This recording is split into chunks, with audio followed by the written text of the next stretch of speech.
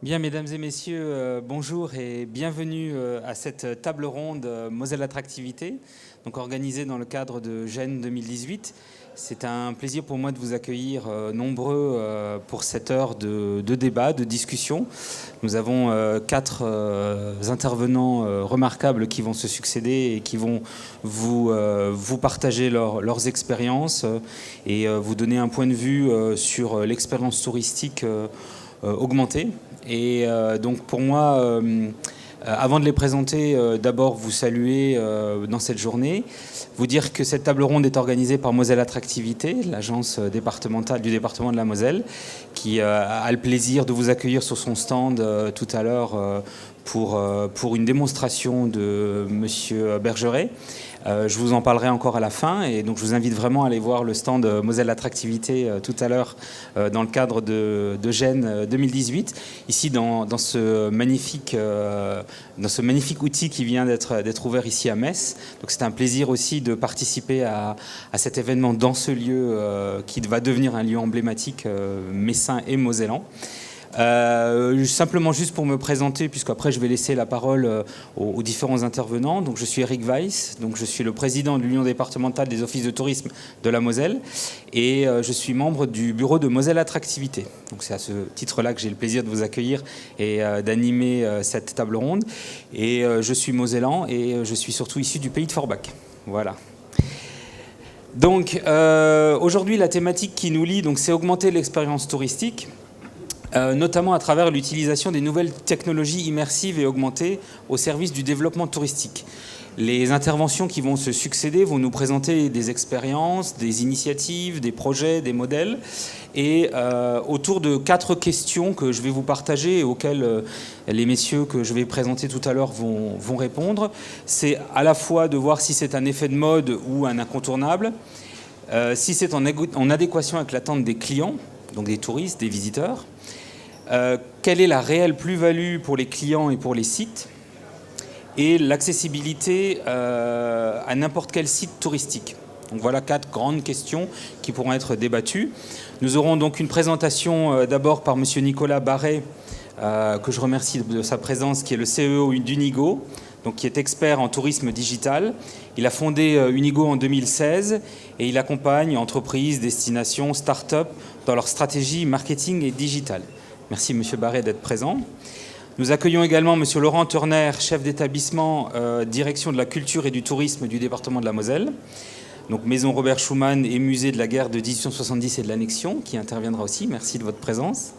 Monsieur Jimmy Fischer, CEO, founder de Studio 3WG, donc créé en 2009. Donc sa propre société de production, basée à Altvis et spécialisée dans la création de jeux vidéo pour tablettes et smartphones, donc connu et reconnu au Luxembourg. Et enfin, nous accueillons monsieur Gaspard Bergeret, CEO de Monolith Media, donc une formation de monteur-réalisateur dans le cinéma de Nancy, et 6 ans d'expérience dans l'image et le marketing à Paris ont préfiguré la création de Monolith Media, studio de production de films et de solutions digitales.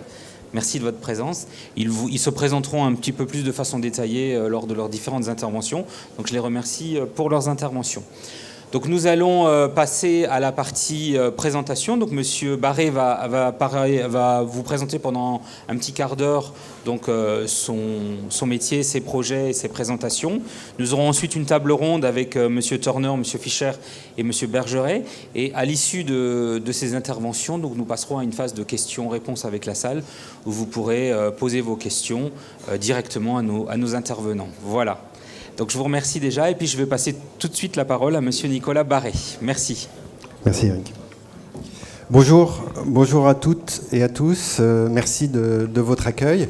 Donc moi je suis Nicolas Barret. J'ai un passé dans le tourisme puisque j'ai travaillé pendant 10 ans au CRT, Comité régional du tourisme Paris-Île-de-France, et pendant 5 ans après chez voyagesncf.com, qui s'appelait comme ça à l'époque.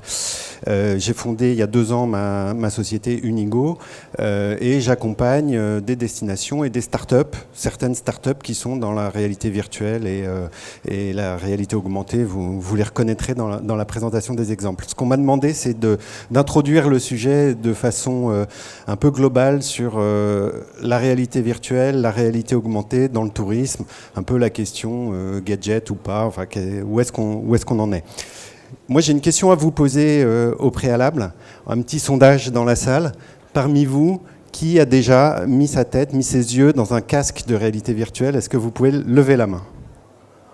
Oui, voilà. Bravo. Donc on a un échantillon qui n'est absolument pas représentatif de la population française, puisqu'on estime que c'est 6-8%, ça dépend des études, qui ont déjà testé une expérience de réalité virtuelle avec un casque comme ça. Donc voilà. Donc, rapidement, petite définition un peu grossière, mais messieurs, vous préciserez avec vos expériences, mais pour bien comprendre. Ce qu'on appelle en général réalité virtuelle, il y a plusieurs types de choses.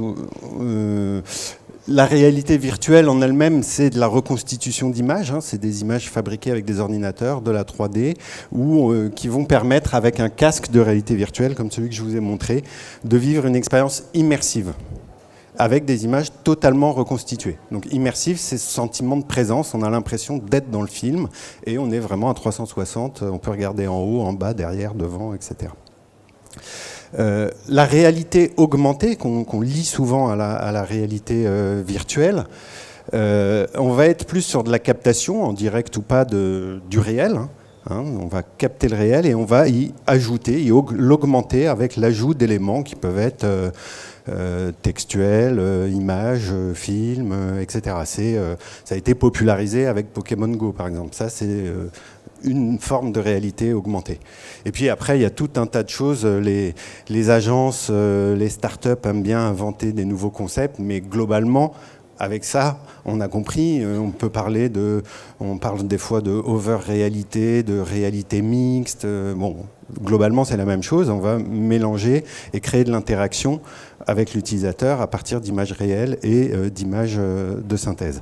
On met dans la même catégorie, dans les mêmes techniques, les films 360, puisqu'on est là dans l'immersion, qu'il soit augmenté ou non. Voilà pour les définitions. Au début, il y a quelques années, je me souviens avoir assisté à un colloque sur la téléportation. C'est-à-dire qu'on annonçait, certains nous annonçaient qu'avec la réalité virtuelle et la réalité augmentée, ça allait être la fin du voyage. Qu'on allait, depuis son canapé, pouvoir mettre un casque sur sa tête et visiter Venise, Metz, sans bouger de son salon. Voilà, ce qu'on a appelé la téléportation. On va voir que ce n'est pas tout à fait le cas, ça ne met pas fin au voyage, même si le débat revient avec les questions de surtourisme. Vous avez certainement vu tous les articles cet été, d'over-tourisme, comme disent les Anglais. On peut très bien imaginer qu'un jour, faisons un peu de prospective, on interdise le tourisme physique à Venise ou qu'on le limite fortement et que pour les autres, on ait des reconstitutions en réalité virtuelle ou des choses comme ça, un peu comme Lascaux, où finalement la grotte qu'on voit est une reconstitution pour protéger la véritable grotte. Donc, c'est un débat, c'était des éléments qui reviennent de façon récurrente. Ce qu'il faut voir, et je vais aller très vite là-dessus, c'est que la réalité augmentée et la réalité virtuelle arrivent à un moment où le tourisme connaît déjà, depuis 15 ans, un peu plus presque maintenant, des bouleversements extrêmement profonds. Il y a, à part la musique, il n'y a pas un secteur d'activité qui n'a été plus touché par la transformation digitale que le tourisme. Aujourd'hui, le tourisme a vraiment connu une très forte transformation digitale et une très forte révolution des usages, alors avec la technologie, les usages, et qui ont amené une compétition encore plus forte auprès entre les destinations.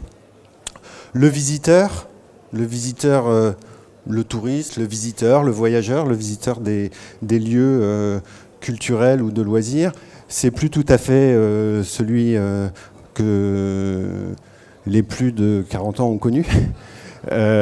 Aujourd'hui, il est hyper connecté, hyper mobile, hyper comparateur, hyper communautaire et hyper prescripteur. Et ça, quoi qu'on fasse dans le tourisme, c'est des choses qu'il faut avoir toujours en tête, cette vision d'un client en permanence connecté.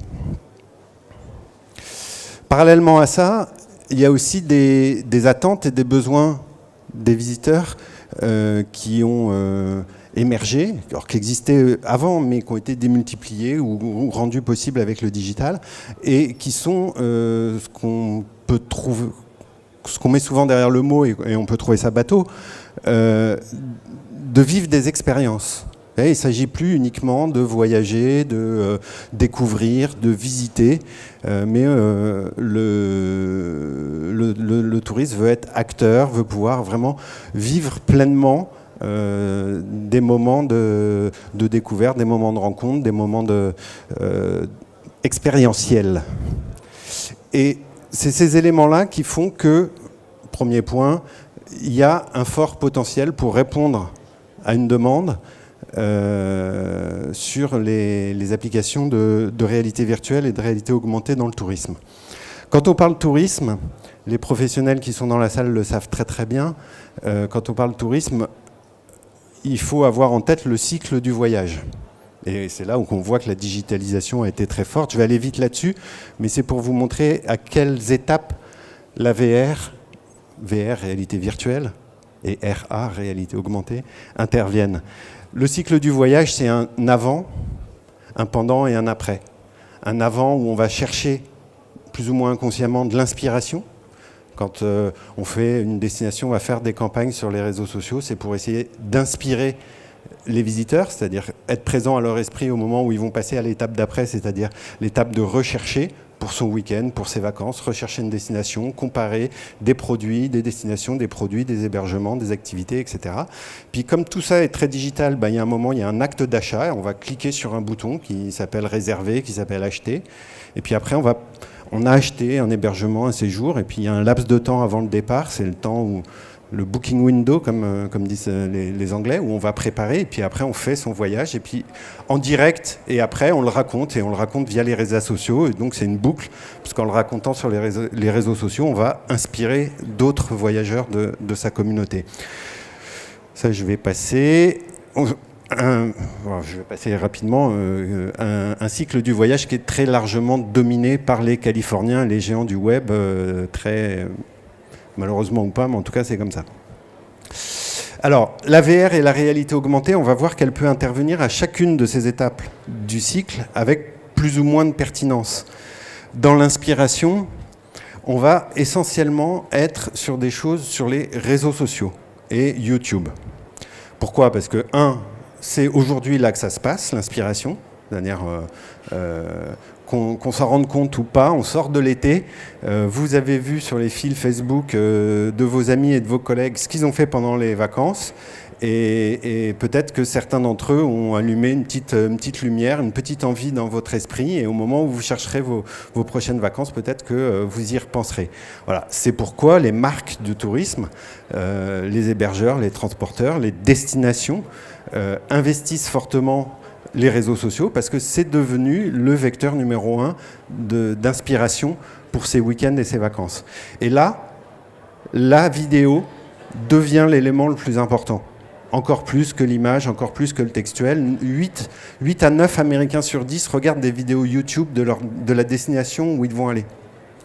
Et dans ces vidéos, qu'on soit sur Facebook ou sur YouTube, le 360 est en train de monter très fort. Vous voyez que vous avez vu que sur Facebook, sur YouTube, on a du 360. Donc on a pas mal de destinations qui ont réalisé des films qui changent un peu des films de destination traditionnels avec du 360. Là, c'est l'exemple de la Guadeloupe. Mais on en trouve de plus en plus, et avec notamment maintenant ce qui se développe aussi du 360 par drone, qui est assez spectaculaire et qui donne des vues de territoires, de destinations qu'on peut augmenter, c'est-à-dire on va expliquer aussi ce qu'on voit avec des bulles qui apparaissent, etc. Ça, c'est pour la phase d'inspiration. C'est pas forcément là que la VR, la réalité augmentée, intervient le plus fortement. Dans la phase d'achat, dans la phase de comparaison et d'achat, on a des acteurs qui utilisent de plus en plus les outils d'immersion pour présenter leurs produits. Le plus connu d'entre eux, c'est le Club Med, dans le tourisme, qui a tourné, qui filme au fur et à mesure, mais qui a filmé déjà une grande partie de ces villages et des activités qu'il y a dans ces villages en 360.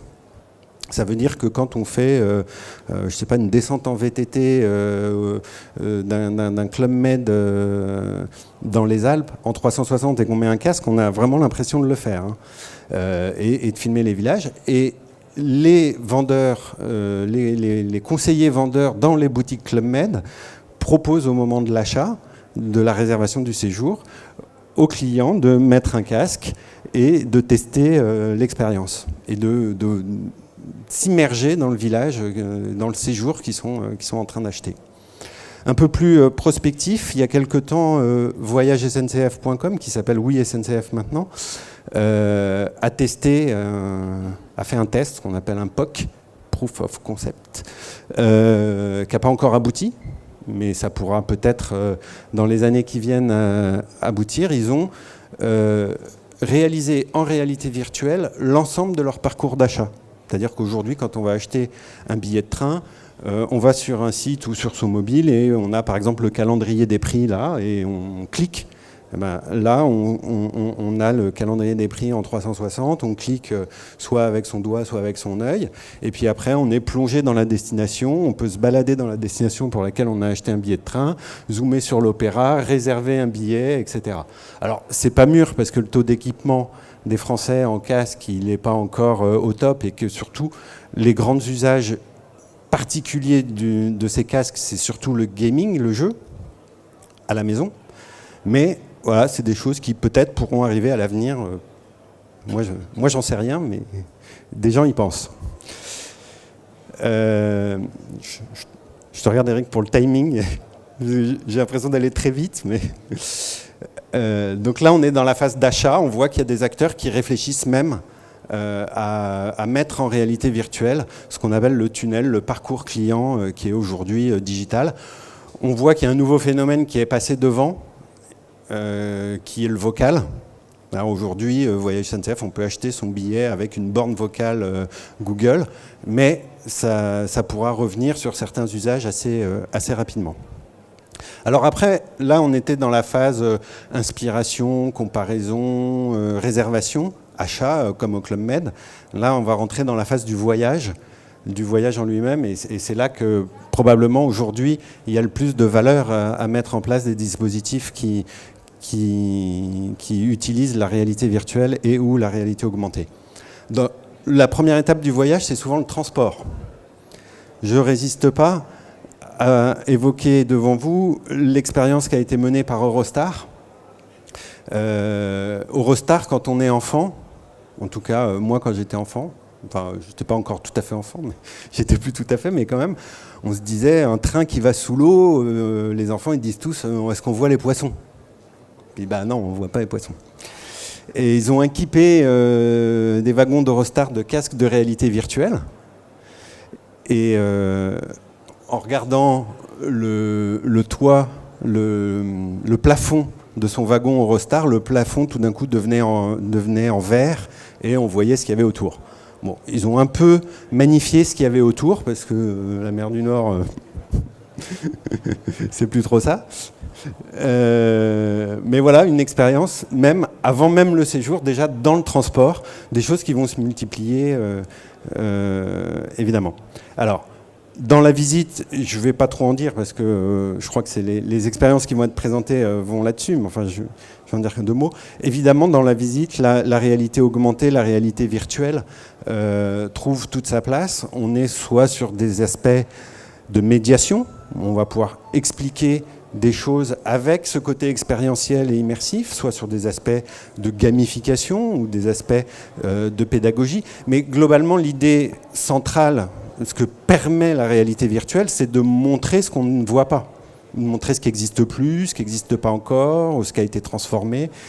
Et puis surtout, c'est une autre façon de raconter des histoires, de faire un récit de sa destination, de son site, de son musée. Là, c'était un exemple au musée Magritte, à Bruxelles, où ils avaient fait des expériences de VR. Alors vous voyez, avec des casques et des téléphones, où on rentrait dans les œuvres, de Magritte, choses qui ont été assez plébiscitées. Je reviendrai après en synthèse sur les plus et les moins de chaque type d'expérience. Donc, j'ai pris cet exemple-là, il y en a vraiment beaucoup dans les musées, dans les monuments, d'expériences de réalité virtuelle, de réalité augmentée, mises à disposition du public. On voit même aujourd'hui des nouvelles attractions touristiques qui se créent que sur la réalité virtuelle. À Paris, s'est ouvert au printemps dernier un site à Opéra qui s'appelle Flyview, qui vous promet de voler au-dessus de Paris. Et qui a marché très fort, qui a fait plusieurs centaines de milliers d'ouvertures depuis le mois d'avril, qui rentre dans le circuit de l'industrie touristique à Paris. Donc vous êtes accueillis dans un hall avec des hôtesses, vous passez dans une salle où il y a un commandant de bord qui vous explique, et puis vous rentrez dans cette salle, on vous met sur ces appareils, on vous met des casques, et alors là, on va combiner le pouvoir immersif du casque, de la réalité virtuelle, et d'un engin qui va faire les vibrations, du décollage, et on ne va jamais bouger en fait. Alors qu'est-ce qu'on voit ? On est ça, mais on a l'impression d'être ça. Voilà, on vole au-dessus de Paris, on frôle la Tour Eiffel, on frôle les trucs. Dans tout un truc assez bien scénarisé. Alors il y a encore des défauts, la qualité de l'image sur la réalité virtuelle et le 360, elle progresse très très vite, mais c'est quand même un sacré défi. Mais voilà, vous avez certainement aussi entendu parler pardon, zut, j'ai oublié le nom. Voilà. Voilà. Qui est un nouveau centre d'exposition fait par Culture Espace à Paris, qui est uniquement à partir d'images. Voilà, Atelier Lumière, merci. Uniquement avec des images, il n'y a plus d'œuvres d'art, quoi. C'est des images, c'est de l'immersion, c'est de la scénarisation de tout ça. Donc ça, c'est Flyview. Alors forcément, les acteurs traditionnels, il faut qu'ils réagissent parce que est-ce la poule et l'œuf ? Mais en tout cas, il y a maintenant une demande d'effets waouh, d'expérience, de voir des choses par le public qui va s'amplifier, parce que avec l'habitude de ce type d'expérience. Donc la Tour Montparnasse, par exemple, ils ont installé une des startups avec laquelle je travaille, des Timescope. Je ne sais pas si vous voyez bien, c'est ces engins qui sont là, qui sont des bornes de réalité virtuelle en libre service. Et là, on va voir Paris à différentes époques dans ces bornes en libre service. Je fais un petit film très rapide. Voilà, c'est un des éléments qu'on voit dans ces 4 bornes Timescope qui sont installées sur la tour Montparnasse, où on va faire un voyage dans le temps de Paris vu du ciel, de 218 à nos jours. Donc là, c'est Lutèce. Après, on voit le Paris au Moyen-Âge. Je vais vous montrer une image et puis on va zapper. Voilà, Paris au XVe siècle. Voilà ce que permet la réalité virtuelle. Et après, dans la borne Timescope, comme dans un casque, ce que vous n'avez pas à l'écran, c'est l'immersion, c'est-à-dire d'être à 360, de voir devant, derrière, et le sentiment d'y être. L'Expo universelle, quand la Tour Eiffel était rouge. Vous verrez ou pas d'ailleurs, mais enfin, ceux qui sont branchés dans le tourisme verront sur les réseaux sociaux et probablement dans la presse, donc c'est une exclue que je vous donne, demain la ville de Arras inaugure un 3e Timescope sur la place des Héros à Arras. Voilà. Sur le même principe, vraiment du libre service dans la rue, donc la réalité virtuelle et la réalité augmentée arrivent même dans la rue, comme un Vélib, où les habitants d'Arras, comme les visiteurs, vont pouvoir voir leur place des héros non pas en 2018, mais en 1518. Et puis il y a du son qui raconte l'histoire, etc. Voilà. Donc là, on est sur un exemple de réalité virtuelle ou de réalité augmentée, comme ce que vous allez nous présenter. On est loin de ce que je vous ai dit au début, où des technologies vont vous permettre de rester chez vous et de tout visiter. On est au contraire dans le in situ, sur place, et ça augmente la visite, ça augmente mon expérience de visite. J'apprends des choses, je vis quelque chose de fort, même si c'est court, parce que bon, là, on peut trouver ça sympathique, joli, mais je vous assure que quand on fait, et vous nous raconterez, j'imagine que c'est la même chose, quand on fait l'expérience in situ, c'est 2 fois plus waouh, comme on peut dire, de pouvoir comparer des images. Alors, j'en arrive à la conclusion. Quand on veut mettre en place un projet de réalité virtuelle dans la culture ou dans le tourisme ou de réalité augmentée, d'abord, il faut toujours commencer par se demander pourquoi. Si on ne veut pas que ce soit un gadget, il ne faut pas se dire je veux faire de la réalité virtuelle ou de la réalité augmentée parce que ça fait bien. Parce que là, effectivement, ça finira par être un gadget. C'est-à-dire qu'il faut comprendre pourquoi et comment ces outils peuvent vous permettre d'améliorer le récit de la destination, du territoire, le storytelling du musée, du site, du monument. En quoi ça va enrichir la visite. Évidemment, quand on est sur des sites de mémoire, sur des sites où il n'y a plus que des ruines, c'est formidable de pouvoir recréer et de pouvoir montrer ce que ça a été et de raconter toute cette histoire. Voilà, les objectifs, ils peuvent être très différents. Ça peut être aussi de cibler des jeunes publics en allant peut-être plus vers la pédagogie ou la gamification, etc. Et puis, c'est pas parce que la réalité virtuelle, la réalité augmentée, c'est fun ou branché, qu'il faut pas y accoler des objectifs, des indicateurs, pourquoi pas du ROI, pourvu que ce soit bien sensé. Et puis, toujours le penser dans l'ensemble de sa stratégie digitale et numérique. La tour Montparnasse qui a installé les Timescope, là, ils vont utiliser le film teaser que je vous ai montré en exclusivité, qui est même pas fini, sur les réseaux sociaux, et ils vont envoyer du lourd pour justement être par rapport à des fly-view, montrer que c'est pas des vieux ringards qui montrent juste la vue de Paris, mais qui savent raconter une histoire et donner des expériences. Donc, penser dans la globalité de ces réseaux sociaux. Et puis toujours penser à la diffusion, à l'accessibilité des choses. Et sur cette question-là, c'est vrai que le support compte énormément. J'en ai évoqué quelques-uns. En petite synthèse pour conclure, les premiers dans le tourisme et dans la culture à avoir fait des expériences comme ça, c'était souvent sur tablette. Je pense notamment à la ville de Bordeaux, qui avait tout un dispositif avec de l'AVR et de la réalité virtuelle, enfin de la réalité virtuelle, de balade dans la ville avec de la reconstitution des personnages, etc., qui était extrêmement bien fait. Il fallait aller à l'office de tourisme pour louer la tablette, donc il faut déjà aller à l'office de tourisme. L'office de tourisme doit gérer un parc de tablettes, prendre des cautions, et puis après on se promène dans la ville avec une tablette comme ça. Je vous engage à le faire pendant un quart d'heure, vous aurez compris. Il pleut, c'est pas pratique. Il fait soleil, on voit pas très bien. Vous voyez, après ils ont mis des caches, je sais pas si on voit bien. Voilà. Donc les avantages, c'est vraiment le parcours. Ça permet un parcours, ça permet de la mobilité. Les inconvénients, c'est qu'il faut quand même gérer un parc et on n'est pas sur un dispositif là immersif. On est sur de la réalité virtuelle, sur un écran plat. Ce qui se développe de plus en plus, vous allez nous en parler, je pense, c'est sur mobile. Alors là, on lève déjà ce grand frein du matériel, hein, puisque la personne va télécharger une appli, puis se balader et l'utiliser quand elle veut, dans le musée, dans la ville, etc. Donc on est vraiment sur le parcours, la mobilité, l'autonomie. Il n'y a pas de gestion de matériel.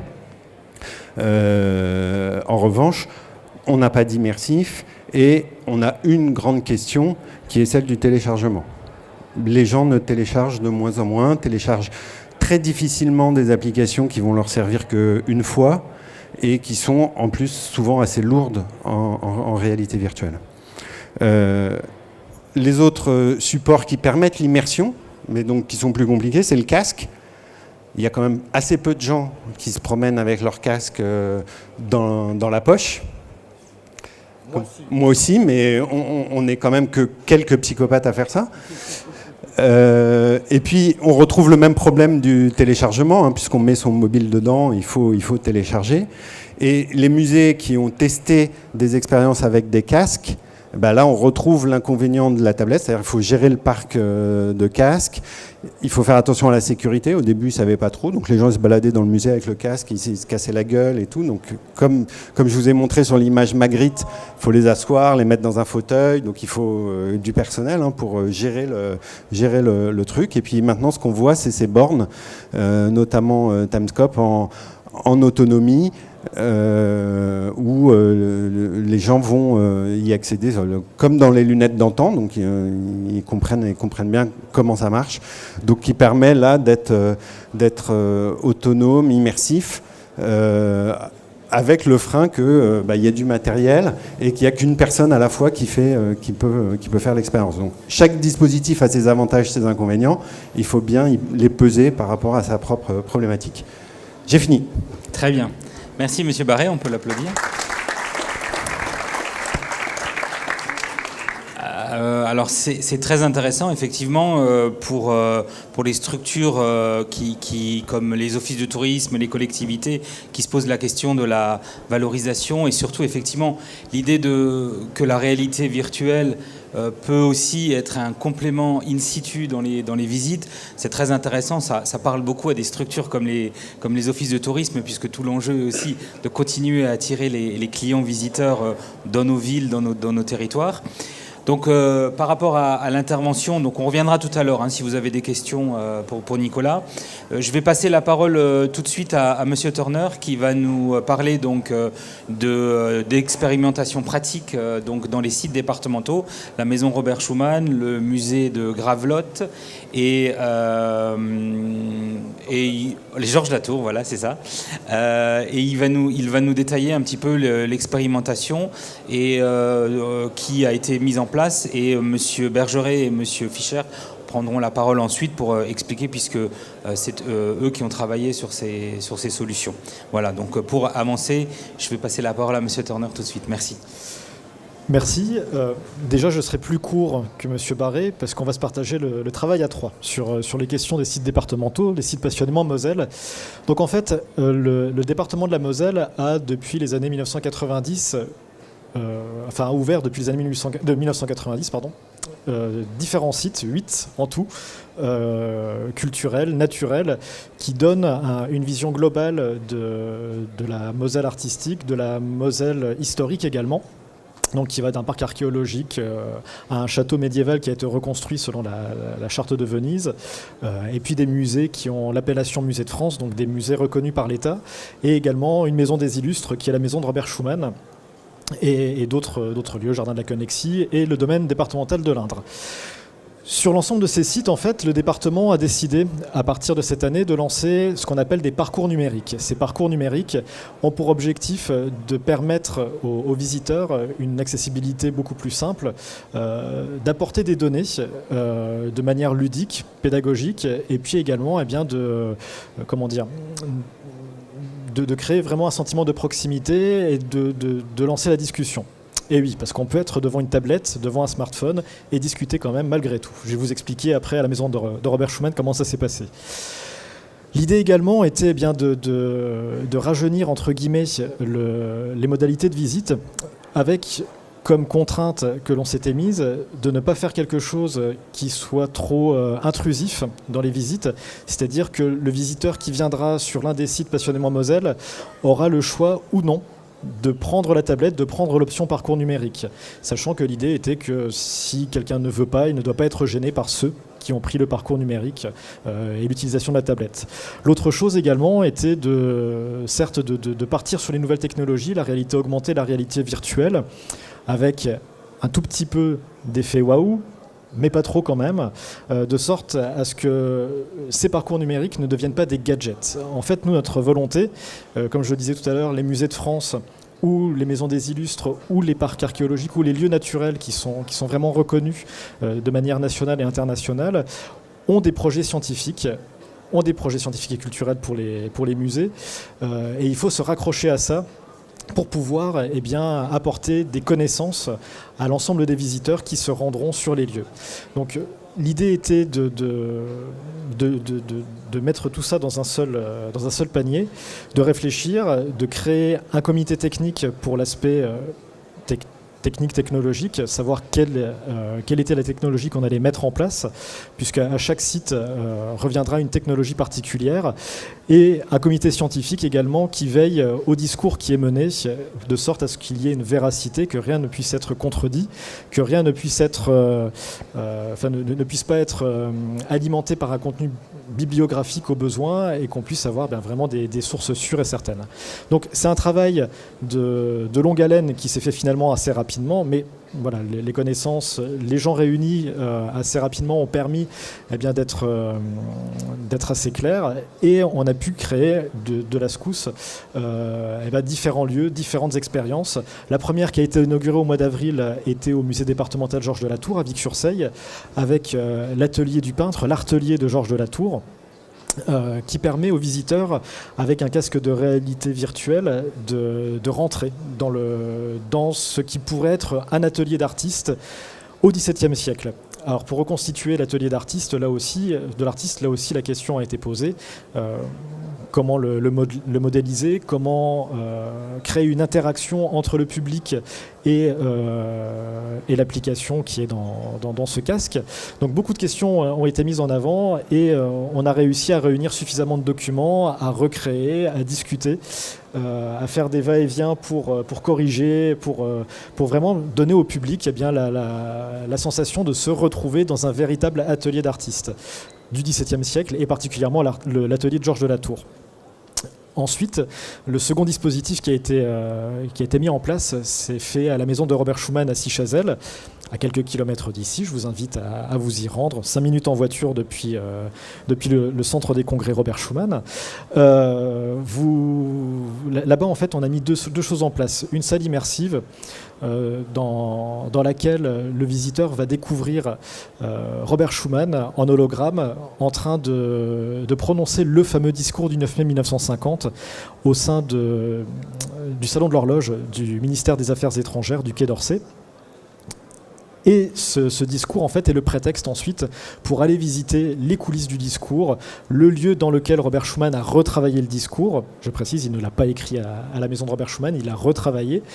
Et ensuite, apprendre à connaître finalement le père de l'Europe par le biais de documents d'archives qui sont égrenés dans une application numérique sur une tablette, et puis en même temps le tout avec un fil conducteur qui sera donné par une seule et même personne, qui est Marie, la gouvernante de Robert Schuman, un personnage qui a réellement existé, et qui permet justement là de créer ce sentiment de proximité avec le visiteur, ce dont je vous parlais tout à l'heure, et de suivre attentivement la visite.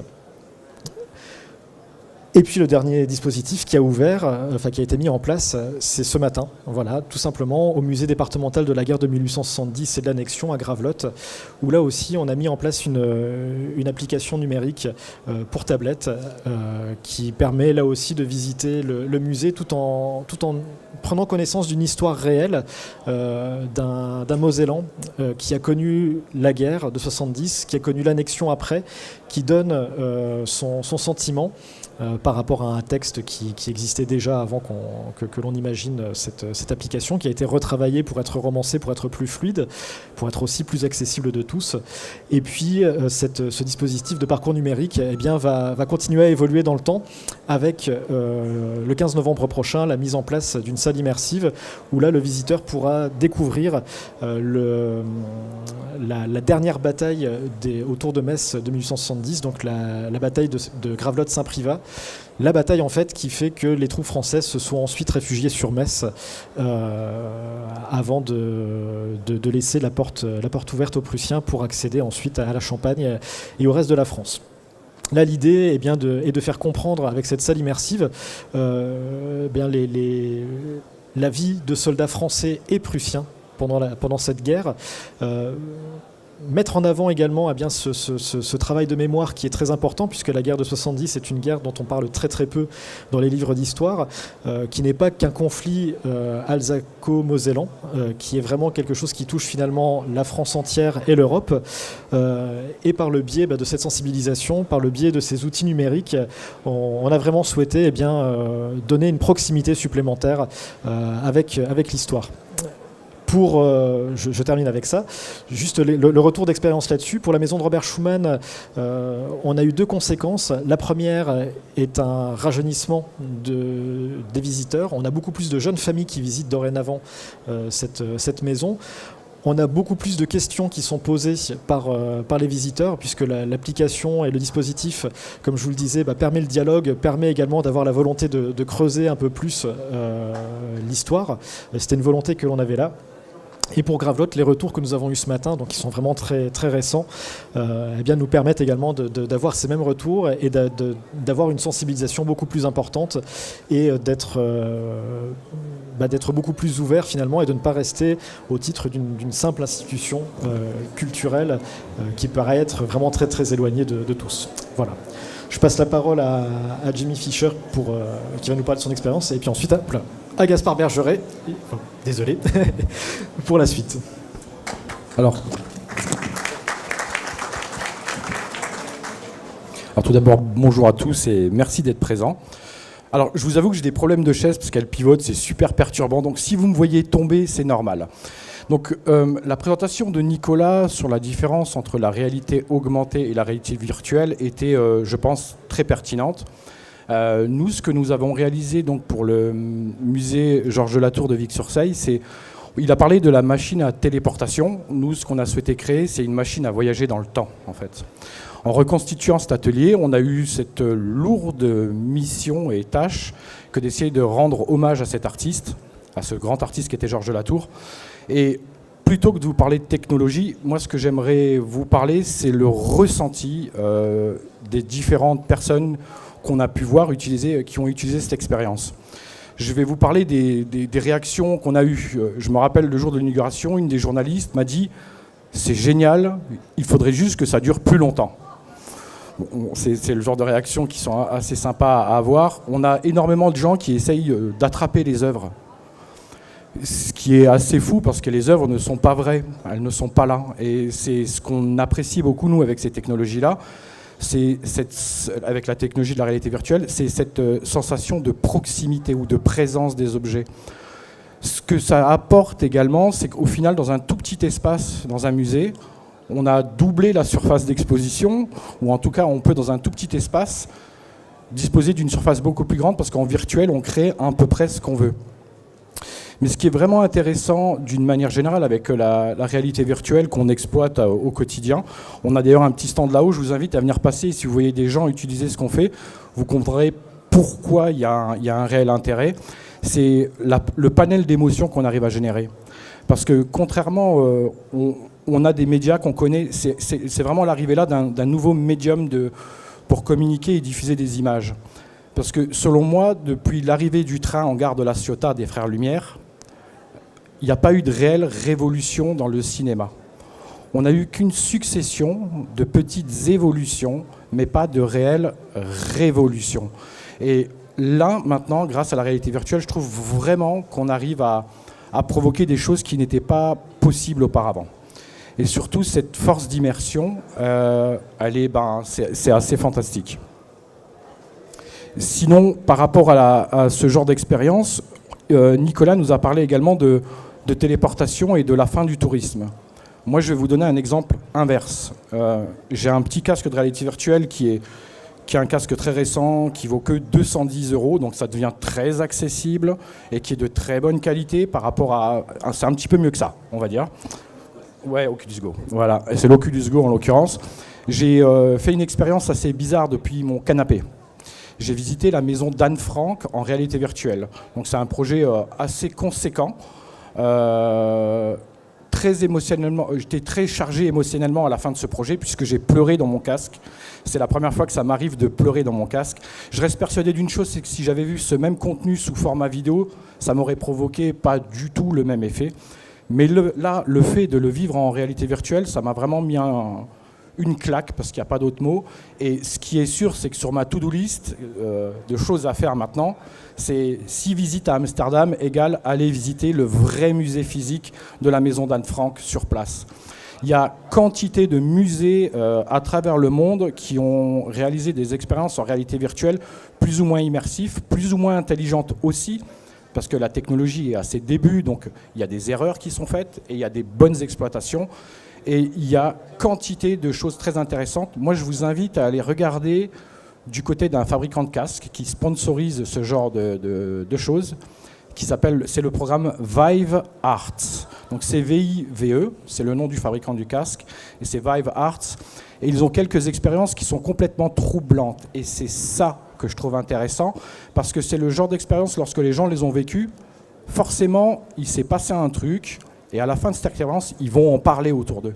Et donc ça, c'est quelque chose qui est, pour moi, très positif. Voilà. Je vais passer la parole à Gaspard, maintenant. Voilà. Merci. Merci Jimmy. À mon tour de vous saluer toutes et tous. Merci de votre présence. C'est vrai que moi j'interviens plus sur le volet cross-média, réalité augmentée. J'ai eu l'occasion et la chance de travailler avec Laurent et le conseil départemental sur la maison de Robert Schuman et le musée de Gravelotte qui est lancé demain à l'occasion des Jours du patrimoine. Et c'est vrai que dans une logique de développement numérique, pour le tourisme, en tout cas, j'ai beaucoup apprécié l'ensemble des slides, mais notamment certaines qui étaient très, très bien ciblées sur l'aspect valorisation, l'aspect réflexion ROI et compagnie. C'est vrai que c'est des éléments qu'il ne faut absolument pas éluder. On le voit, le numérique aujourd'hui ouvre de nouvelles perspectives de visite à l'ensemble des publics. On atteint beaucoup plus facilement les jeunes. On arrive aujourd'hui, grâce aux interfaces qui sont quand même simples, et ça rentre progressivement dans les mœurs, à toucher un public plus senior. Et ça permet vraiment de proposer de nouvelles formes de visite, de nouvelles expériences de visite. Sur les sites de Moselle, le parcours numérique et à chaque fois ponctué, comme le signalait Laurent, d'éléments d'interface complémentaires, notamment la maison de Robert Schuman, où on a travaillé sur un parcours sonore également, parce que l'idée c'est ok, on a l'écran en face de nous, mais le côté humain, le côté affect, qui est primordial pour ressentir les choses, ne sont pas à négliger non plus. Donc on a un parcours sonore, on a des installations physiques qui font que progressivement, la personne qui est avec sa tablette ou son smartphone lève le nez, et ils voient des choses qui vont finalement augmenter également la visite de manière consciente ou inconsciente. Les sons dans la maison, ils sont à peine audibles, mais ils sont là, ils font vivre la maison, une maison qui n'a pas bougé depuis les années 60. Et voilà, donc c'est des éléments comme ça qu'on dissémine un petit peu partout. À Gravelotte également, la gamification, l'utilisation d'éléments qu'on va augmenter par le jeu pour expliquer le fonctionnement de certaines armes, notamment le canon à balles de Réfi. On est en train de mettre en place un canon en jeu vidéo, mais avec une manivelle physique, exactement comme le vrai canon, et qui va expliquer en 3 dimensions le fonctionnement du canon. Donc voilà, tout ça, c'est des éléments, c'est amusant, c'est chouette, ça touche un large public, et surtout, ça va permettre de faire parler et de faire participer les gens. Et ça, mine de rien, je pense que c'est le meilleur retour sur investissement possible. La participation des gens, l'émotion. Alors, après, il y a souvent le clivage réalité augmentée, réalité virtuelle. C'est vrai que là, la slide était, je pense, pas complète. Il fallait synthétiser, mais c'est vrai qu'il y a des avantages, beaucoup plus d'avantages pour l'un, pour l'autre. Enfin, voilà, on peut un petit peu merger tout ça. C'est vrai qu'à titre personnel, actuellement en tout cas, c'est là qu'on va lancer le débat maintenant pour lancer un petit peu le truc, quoi. Je trouve que la réalité virtuelle, les technologies ne sont pas encore totalement au point. Non, alors je peux répondre à ça ? Allez, vas-y. Non, c'est souvent que beaucoup des gens qui utilisent la réalité virtuelle font des erreurs. C'est surtout ça, parce qu'ils ont tendance à considérer ça comme du cinéma et vouloir utiliser un travelling. On ne le fait pas. C'est aussi simple que ça. C'est ça. Oui, l'oreille interne marche moyen. Bref. Et puis il y a le côté un petit peu, mais ça c'était signalé dans le slide, le côté un petit peu total immersif, souvent une personne à une autre, et on n'a pas cette interaction humaine dont je parlais tout à l'heure. Ça, c'est vrai que c'est des choses qui, actuellement, me chagrinent un petit peu, mais je suis largement suffisamment ouvert d'esprit pour évoluer, et c'est vrai que l'expérience à Vic-sur-Seille est assez bien, et voilà, c'est les genres de choses effectivement qu'il faut voir, c'est vraiment chouette. Mais il y a des cas de figure qui sont hyper adaptés. C'est vrai que quand on est les arènes de, je sais plus quelles arènes a fait ça, mais en gros il reste plus rien, et ils mettent les gens dans une salle, ils leur foutent le casque, et là on voit tout, et c'est génial. D'autres espaces où il reste des petites choses. Je pense notamment au parc de Bliesbruck qui se situe à quelques dizaines de kilomètres d'ici. Là, l'intérêt d'une tablette où on peut voir à la fois ce qui existe encore et ce qui existait à l'époque, c'est chouette parce que hop, il suffit de bouger un petit peu, de montrer aux gens avec qui on est, de partager quelque chose, de montrer des petits détails. Donc voilà, tout ça, c'est des choses qui sont vraiment intéressantes. Et je terminerai mon intervention et puis après on continuera la partie de ping-pong en disant que surtout pour les offices du tourisme, pour les territoires qui sont riches en termes de patrimoine, il ne faut pas non plus se limiter à développer quelque chose pour sa chapelle. Je pense qu'on a tout à gagner aujourd'hui à unifier toutes les compétences, tous les moyens pour le valoriser auprès du public, auprès du grand public, qu'il soit d'ici ou d'ailleurs, et avoir des outils qui permettront de valoriser ces installations. Monsieur Barré en parlait dans sa toute première slide, quasiment. Au début du voyage, préparation du voyage, on sait ce qu'il va y avoir, on sait à quoi s'attendre, où ça se passe, et du coup, on va préparer son voyage et profiter pleinement des expériences qui sont mises à disposition. Bien, merci messieurs, merci monsieur. On peut peut-être les applaudir, oui, effectivement. Merci. Alors on arrive tout doucement au terme de cette table ronde. On a encore quelques minutes pour éventuellement des questions que vous auriez à poser sur l'une ou l'autre des interventions. Est-ce que l'un d'entre vous souhaitait poser une question ? Alors, je vais faire en même temps le déplacement du micro. Bonjour. Une de mes questions, c'est principalement sur la technologie. Est-ce que vous pensez qu'aujourd'hui, notamment sur la VR, la technologie en elle-même est suffisamment mature pour qu'elle commence à se diffuser dans le grand public, ou est-ce que la qualité, etc., est encore un frein pour qu'on puisse attaquer ce grand public ? Comme pour la télé en noir et blanc et l'arrivée de la télé en couleur, c'est au moment où la télé en couleur est devenue pas chère, accessible. Le problème de la VR aujourd'hui, en tout cas du type de matériel qu'on a installé à Vic-sur-Seille, c'est que c'est quand même relativement onéreux. Et pour le grand public, dépenser 3 000 € pour quelque chose qu'on met dans son salon, pour lequel en plus il faut un peu d'espace, parce qu'une fois qu'on porte le casque, il faut pouvoir évoluer, c'est compliqué. Mais c'est tant mieux que ce soit compliqué. C'est tant mieux que ce ne soit pas accessible pour l'instant, parce qu'au moment où ce sera accessible, il n'y aura plus de nouveautés. Il y aura moins d'appétence pour aller découvrir ça dans un lieu public. Donc je pense que ce n'est pas gênant, si pour l'instant ce n'est pas très démocratique, mais sachez que d'ici à la fin de l'année, arrive la 3e génération de casques sans fil qui permettront d'avoir l'équivalence en termes de qualité d'immersion et de possibilité d'évolution sans tout l'attirail de fils, de câbles, et surtout moins coûteux. Donc, on y arrive, là, à la fin de l'année, on y arrive, je pense. D'autres questions éventuellement ? Non ? Moi, j'avais une question par rapport à l'investissement global, parce qu'on parle du matériel, mais il y a aussi tout le coût de création, de réalisation. Et j'imagine bien que tous ces coûts-là aussi, avec les développements, ont tendance à chuter. Est-ce que ça reste quand même pour les collectivités des gros investissements et par rapport à d'autres investissements, si vous aviez peut-être des éléments par rapport à ça ? Je peux répondre. Ça reste encore un investissement objectivement, parce que si on veut faire les choses bien, ça demande du temps, et du temps homme, du temps machine, tout ça, ça se calcule.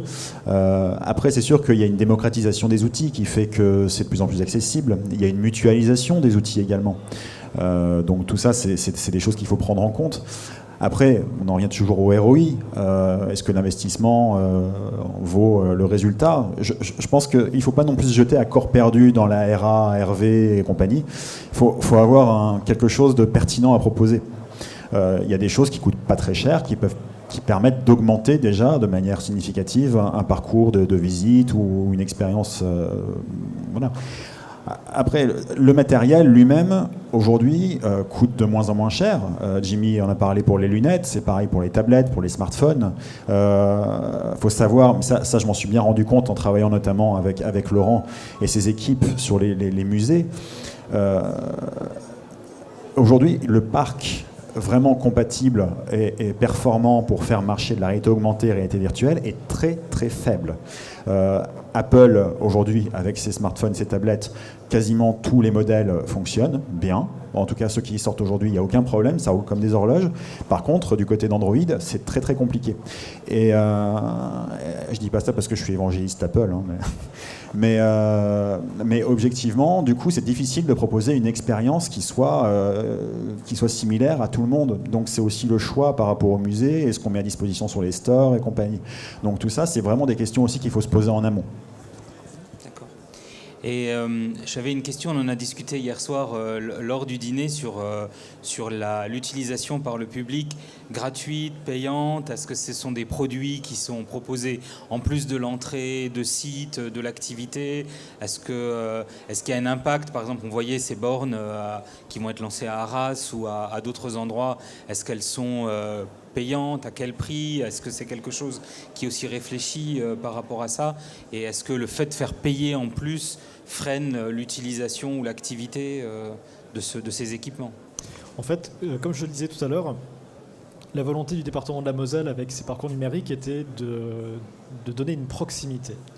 La proximité a donné la réponse tout de suite à la question du coût par rapport aux visiteurs et on a décidé de mettre à disposition gratuitement ces outils. Voilà, il n'y a pas de supplément de coût par rapport au tarif. Si vous arrivez, que vous payez le tarif plein, vous paierez le tarif plein normal. Si vous avez une carte de réduction ou une raison qui fait que vous allez avoir un tarif réduit à un moment, vous aurez toujours ce tarif réduit, il n'y aura aucun supplément là-dessus. Donc ça, c'était la première chose qui a été faite. Ensuite, la question était de savoir si sur les stores, puisque l'application de la maison de Robert Schuman est téléchargeable sur les stores Apple et Android, la question était de savoir, y a-t-il un coût à mettre derrière ? Et en fait, là aussi, on a répondu à la question tout de suite en disant que non, puisque l'idée était également de véhiculer la connaissance de ces lieux par le biais des stores, par le biais des applications et permettre aux gens de les préparer le plus simplement possible, enfin préparer leur visite le plus simplement possible depuis chez eux. Voilà. Sur cette question-là...